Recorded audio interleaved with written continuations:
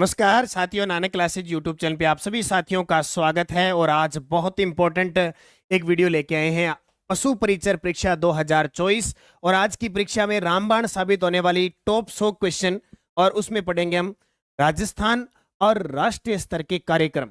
और कार्यक्रम का नाम आते ही क्या आता है? कार्यक्रम का नाम आता ही अंतरिक्ष और विज्ञान प्रौद्योगिकी, जहां से वर्तमान में राज्य कर्मचारी चयन बोर्ड आपसे क्वेश्चन पूछेगा। फिक्स है। तो एक बार इस सेशन को करो लाइक और शेयर। सभी विद्यार्थियों के लिए इंपॉर्टेंट ये क्लास शुरू होने जा रही है। राम राम सभी को, गुड इवनिंग सभी को। तो आज की क्लास देख सकते हो, अंतरिक्ष। अंतरिक्ष की दुनिया में हमारे भारत ने क्या प्रगति की है और विज्ञान के क्षेत्र में क्या प्रगति की है, कौन सा क्या किया है, कौन सा रॉकेट, मिसाइल, सब चीजें हम पढ़ने जा रहे हैं। तो एक बार सेशन को लाइक शेयर कर दो सारे विद्यार्थी, क्योंकि आपके लिए इतनी मेहनत से ये चीजें लेके आए हैं। क्योंकि ये चीजें नहीं है, ये कामयाब करने का, ये नौकरी लगाने का एक ब्रह्मास्त्र समझ लो कि यहां से पर्सन आने आने, ठीक है, मतलब फिक्स है।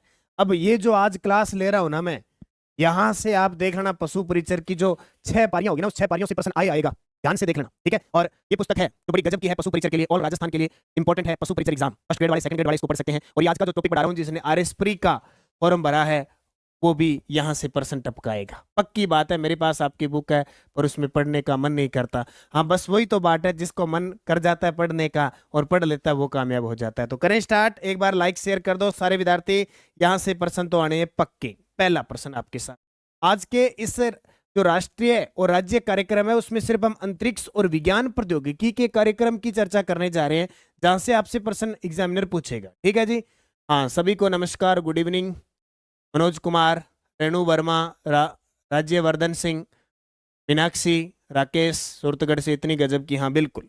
देखो भी पहला प्रश्न, आईएनएस आईएनएस इम्फाल किस परियोजना के तहत निर्मित किया गया है? आईएनएस इम्फाल किस परियोजना के तहत निर्मित किया गया है? तो प्रोजेक्ट 15B के तहत। अब सीधा ही देखो, राष्ट्रीय स्तर का जो करंट आता है ना, सम्मेलन कहाँ हुआ, किसने लॉन्च किया, कहां लॉन्च किया, इसके लिए बस सिंपल से प्रश्न, ठीक है। इस आईएनएस इम्फाल, अब इम्फाल आप सीधे उधर मत चला जाना, बोले मणिपुर और इधर चले जाना, कहला चलो ठीक है इम्फाल आ गया नाम।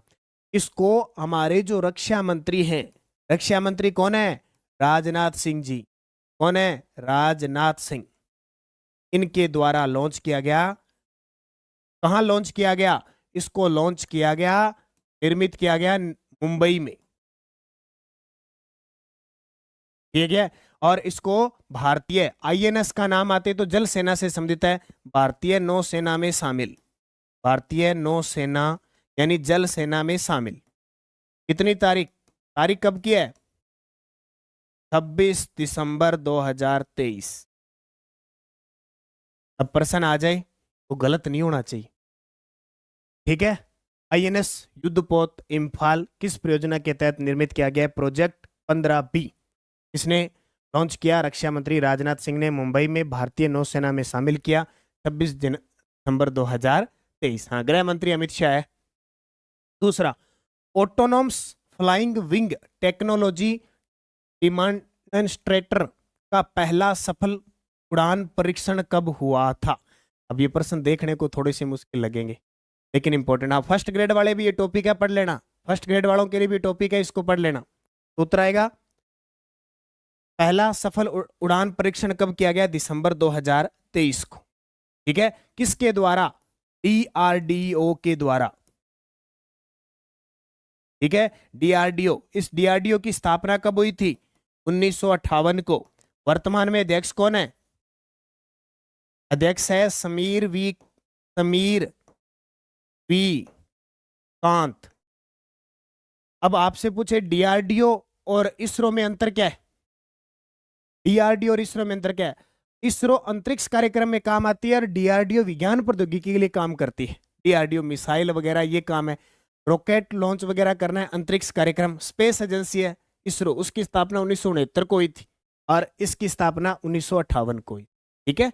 दोनों याद रखना। Autonomous flying wing technology demonstrator का विकास किसके द्वारा किया गया? तो ये प्रश्न आपके सामने आ गया, डीआरडीओ। किसके द्वारा? DRDO DO। हाँ, राजस्थान के गृह मंत्री हैं मुख्यमंत्री भजनलाल शर्मा। गृह राज्य मंत्री वो आपने बेडम साहब को देख लिया था, जवाहर बेडम साहब है। ठीक है, कल वाले प्रश्न का summer air defence missile system किस प्रकार की मिसाइल है? सा प्रश्न आएगा और पक्का आएगा। पशु परिचर में टॉपिक दे रखा है ना, राष्ट्रीय कार्यक्रम नीतियां, वहां से ये प्रश्न उठेगे और देखते रह जाओगे। जिसने नहीं पढ़ा रह गए। Summer air defence missile system किस प्रकार की मिसाइल है? तो जमीन से हवा में मार करने वाली मिसाइल।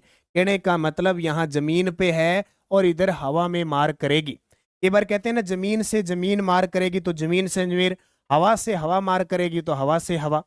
ये summer air defence missile system है कि जमीन पे रखो, वार कहां करेगी? ऊपर की तरफ वार करेगी। तो क्या जमीन से हवा में मार करने वाली मिसाइल है। ठीक है। तीसरा, भारतीय तटरक्षक के लिए 6 अगली पीढ़ी के अपतटीय गश्ती जहाजों की खरीद के लिए 1614 यानी 1614 करोड़ के अनुबंध पर किस कंपनी के साथ हस्ताक्षर किए? प्रश्न देखो दोबारा।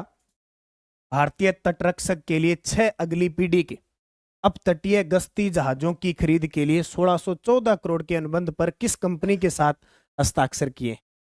तो किसके साथ? Mazagon dockyard ship builders company के साथ, Mazagon dockyard ship builders limited के साथ। सीधा सीधा प्रश्न याद रखना, ज्यादा समझाने की सेकंड ग्रेड में नहीं आएगा। भी सेकंड ग्रेड के अंदर टॉपिक नहीं है, करंट का वहां नहीं आएगा। ये प्रश्न आपको फर्स्ट ग्रेड में, फर्स्ट ग्रेड के अंदर और पशु परिचर और RS प्री 3 के लिए इंपॉर्टेंट है। लाइब्रेरियन में नहीं आएगा। अभी फालतू में नहीं पढ़ना, जिसके नहीं आएगा वो मत पढ़ना। ठीक है। रक्षा खरीद परिषद ने किस मल्टी बैरल रॉकेट लॉन्चर प्रणाली के लिए 6400 रॉकेट खरीदने हेतु 2800 करोड़ के प्रस्ताव को मंजूरी? अब जिसके पेपर में नहीं आएगा वो पढ़ने की जरूरत नहीं है। ठीक है, क्योंकि अब पशु परिचर वालों को तो, RS प्री वालों को और फर्स्ट ग्रेड वालों को तो भाई पढ़ना पड़ेगा, इलाज नहीं है इनके पास, न चाहते हुए भी पढ़ना पड़ेगा। हालांकि भाषा समझ में नहीं आती है, कब किसने क्यों नहीं तो रॉकेट बेचारों ने देखा नहीं। ठीक है, फिर भी बेचारे क्या करें, पढ़ना पड़ता है। कितने रॉकेट खरीदने हैं, कितना करोड़ रुपए, कौन सा खरीदना है, पढ़ना पड़ेगा। कोई इलाज नहीं है जिनके पेपर में आए। ठीक है। कौशल कुमार रीट लेवल फर्स्ट का कोर्स लिया, प्रिंट आउट का ऑप्शन आता है? अभी बिल्कुल आता है, प्रिंट आउट का ऑप्शन है, प्रिंट निकाल सकते हो, डाउनलोड होता है। फिर भी कोई समस्या है तो आप हेल्पलाइन नंबर पे कल 11 बजे, ठीक है, संपर्क कर लेना। उत्तर क्या आएगा? पिनाका। ये देखो, मैंने एक दिन आपको बताया था पिनाका मिसाइल रॉकेट लॉन्चर है। ठीक है, एक पिनाका मिसाइल भी है जिसको लॉन्च परीक्षण किया गया था अपने पोखरण से। हाँ, इस आकाश गंगा में कैम्ब्रिज विश्वविद्यालय के खगोलविद रोबर्टो मेयोलिनो की टीम ने अब तक का सबसे पुराना 13 अरब वर्ष पुराना ब्लैक होल खोजा है। इस आकाश गंगा में कैम्ब्रिज विश्वविद्यालय के खगोलविद हैं रोबर्टो मेयोलिनो की टीम ने अब तक का सबसे पुराना 13 अरब वर्ष पुराना ब्लैक होल खोजा है। बाकी प्रश्न नहीं आ सके क्योंकि विस्तार का है, तो आ जाए तो आ जाए, नहीं तो नहीं आई। तो उत्तर आएगा GNZ 11। GNZ 11।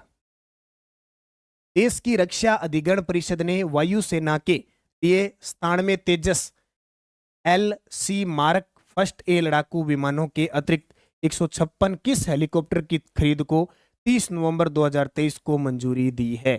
देख लो ढंग से भाई। जय हिंद, मेरी पहली क्लास है, वेरी गुड DK म्यूजिक।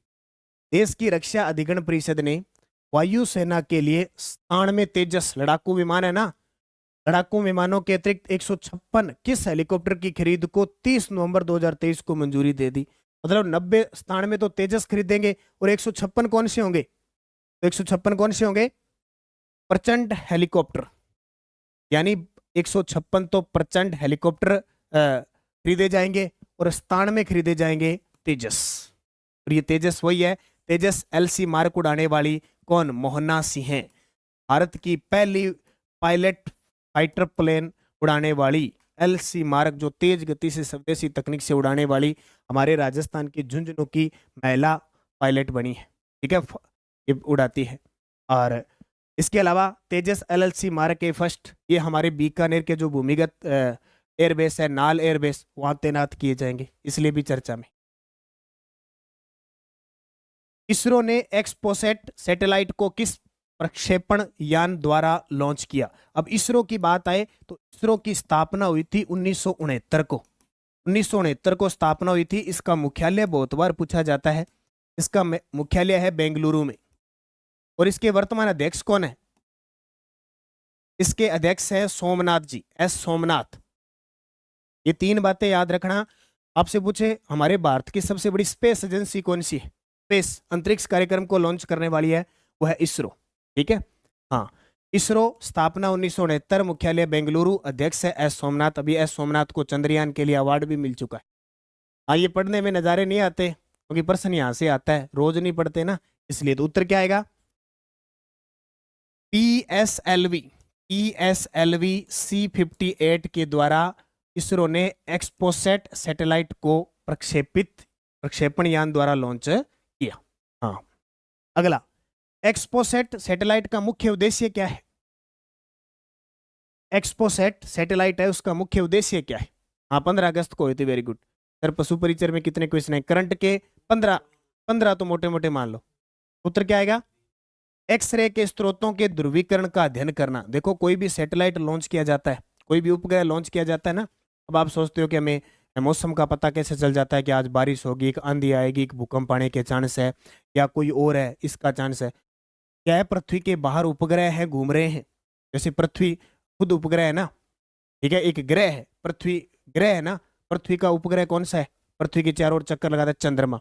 उसी प्रकार क्या होता है कि ये सैटेलाइट सेट कर दिए जाते हैं, फिर वो सारी सूचना देते हैं। उत्तर आएगा एक्सरे स्रोतों के ध्रुवीकरण का अध्ययन करने के लिए एक्सपोसैट सैटेलाइट का मुख्य उद्देश्य। इसरो अपने अगली पीढ़ी के भारी संचार उपग्रह GSAT-20 को किस अंतरिक्ष एजेंसी की मदद से लॉन्च करेगा?